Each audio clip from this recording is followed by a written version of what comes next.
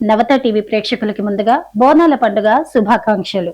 సర్వమంగళ మాంగళ్యే శివే సర్వార్థ సాధికే శరణ్యే త్ర్యంబకే గౌరీ నారాయణి నమోస్. తెలంగాణ ఆత్మగౌరవం, బోనాల వైభవం గురించి ఈ రోజు మనం తెలుసుకుందాం. తెలంగాణ నేల సంస్కృతికి నిలయం. ఇక్కడి ఆచారాలు భక్తికి ప్రతిరూపం. ఆషాఢ మాసం వచ్చిందంటే చాలు తెలంగాణలోని ప్రతి వీధి ఆధ్యాత్మిక శోభను సంతరించుకుంటుంది. పల్లె చిన్నది, పట్నం పెద్దది అనే తేడా లేకుండా ప్రతి ఇల్లు అమ్మవారి పూజతో పులకించిపోతుంది. తెలంగాణ రాష్ట్ర పండుగ, అంతర్జాతీయ ఖ్యాతి గడించిన బోనాల జాతర వచ్చేసింది.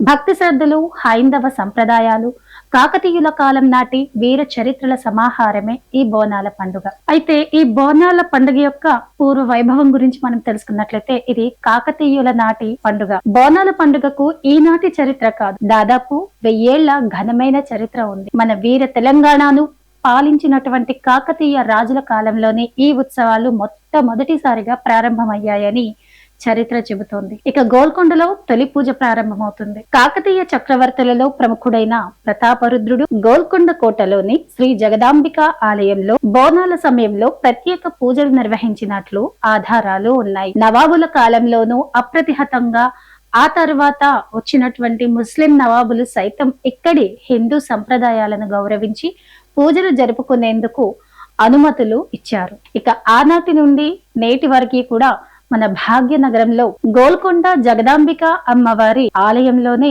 తొలి బోనం ఎత్తడం ఒక పవిత్రమైన ఆనవాయితీగా వస్తుంది. ఇక బోనం అంటే ఏంటంటే ఒకసారి తెలుసుకుందాం. బోనం అంటే అమ్మవారికి ప్రేమతో సమర్పించే భోజనం అని అర్థం. ఇక ప్రకృతి వికృతి పదాలలో భోజనం అనే ప్రకృతి పదానికి వికృతి రూపమే ఈ బోనం. హైందవ సంప్రదాయం ప్రకారం ఆషాఢ మాసంలో అమ్మవారు తన పుట్టింటికి వస్తుందని భక్తుల నమ్మకం. మన ఇంటి ఆడబిడ్డ పెళ్ళయ్యాక పుట్టింటికి వస్తే ఎంత ఆప్యాయంగా చూసుకుంటామో, సాక్షాత్తు ఆ జగన్మాతను మన ఇంటి ఆడబిడ్డగా భావించి ప్రేమతో వండి వార్చే భోజనమే ఈ బోనం. ఇక అమ్మవారికి ప్రీతికరమైన భోజనంతో పాటు పట్టు చీర, సారెలు సమర్పించి భక్తులు తమ కృతజ్ఞతను చాటుకుంటారు. ఇక బోనాల జాతర కేవలం ఒక్క రోజుతో ముగిసేది కాదు. ఆషాఢ మాసంలో ఒక్కో వారం ఒక్కో చారిత్రక క్షేత్రంలో ఈ ఉత్సవాలు కోలాహలంగా జరుగుతుంటాయి. అయితే మొదటి వారం గోల్కొండ జగదాంబిక అమ్మవారి ఆలయంలో తొలి బోనం ఎత్తుతారు. ఇక రెండవ వారం బల్కంపేట శ్రీ రేణుక ఎల్లమ్మ దేవాలయంలో రెండవ బోనం ఎత్తుతారు. మూడవ వారం సికింద్రాబాద్ ఉజ్జయిని మహంకాళి ఆలయం లష్కర్ బోనాలు నిర్వహిస్తారు, అక్కడ మూడో బోనం ఎత్తుతారు. ఇక నాలుగో వారం పాత బస్తీ లాల్ దర్వాజా శ్రీ మహంకాళి ఆలయంలో ఈ నాలుగో బోనం ఎత్తుతారు. ఇక బోనం ఎలా తయారు చేస్తారంటే, జాతర జరిగే ఆదివారం నాడు భక్తులు పవిత్రంగా స్నానాలు ఆచరించి నూతన వస్త్రాలు ధరిస్తారు. పసుపు కుంకుమలతో అలంకరించిన కొత్త మట్టి కుండలో లేదా రాగి పాత్రలో కొత్త బియ్యం, పాలు, బెల్లం వేసి ఎంతో భక్తితో అమ్మవారికి పరవాన్నం తయారు చేస్తారు. ఈ కుండపై దీపం ఉంచి చుట్టూ వేపాకులు కట్టి డప్పు చప్పుళ్ల మధ్య మహిళలు తలపై మోస్తూ అమ్మవారి దర్శనానికి వెళ్తారు. ఇక ఈ దృశ్యం హైందవ నారీమణుల భక్తి శైలికి అద్దం పడుతుంది. ఇక రెండో ఘట్టం చూసుకుంటే పోతురాజుల విన్యాసాలు, అలాగే అమ్మవారికి మొక్కులు. అమ్మవారి సోదరుడిగా భావించే పోతురాజుల విన్యాసాలు ఈ జాతరలో ప్రత్యేక ఆకర్షణ. ఒంటి నిండా పసుపు, ముఖానికి కుంకుమ, చేతిలో కొరడాతో డప్పు వాయిద్యాలకు అనుగుణంగా వారు వేసే అడుగులు ప్రదర్శిస్తాయి. అలాగే తమను ఆపదల నుండి రక్షించినందుకు కృతజ్ఞతగా భక్తులు కోళ్లు, మేకలను బలి ఇచ్చి తమ మొక్కులను తీర్చుకుంటారు. ఇక మూడవది రంగం అంటే భవిష్యవాణి.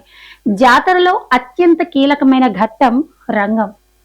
అమ్మవారి స్వరూపంగా మారిన మహిళ పచ్చి మట్టి కుండపై నిలబడి భవిష్యవాణి వినిపిస్తుంది. రాబోయే రోజుల్లో వర్షాలు ఎలా కురుస్తాయి, ప్రజలు సుఖ సంతోషాలతో ఉండాలంటే ఏం చెయ్యాలో ఆ తల్లి నోటి గుండా భక్తులు తెలుసుకుంటారు. ఇక పలహార బండ్లు, ఘటాల ఊరేగింపు, పోతురాజుల వీర నృత్యాలు, ఆధ్యాత్మికతను పంచేటటువంటి భవిష్యవాణి, ఇలా ఎన్నో అద్భుతాల కలయిక మన బోనాల పండుగ. ఇది కేవలం ఒక పూజా విధానం మాత్రమే కాదు, తెలంగాణ ప్రజల ఆత్మ గౌరవం, వీర చరిత్ర, హైందవ ధర్మాల సజీవ సాక్ష్యం. నేడు తెలంగాణ దాటి దేశ విదేశాలలో కూడా మన బోనాలు ఘనంగా జరుగుతున్నాయంటే అది ప్రతి తెలుగువాడు కూడా గర్వించదగినటువంటి విషయం. ఇక అమ్మవారి ఆశీస్సులు అందరిపై ఉండాలని కోరుకుంటూ అందరికీ కూడా మరొక్కసారి తెలంగాణ బోనాల పండుగ శుభాకాంక్షలు.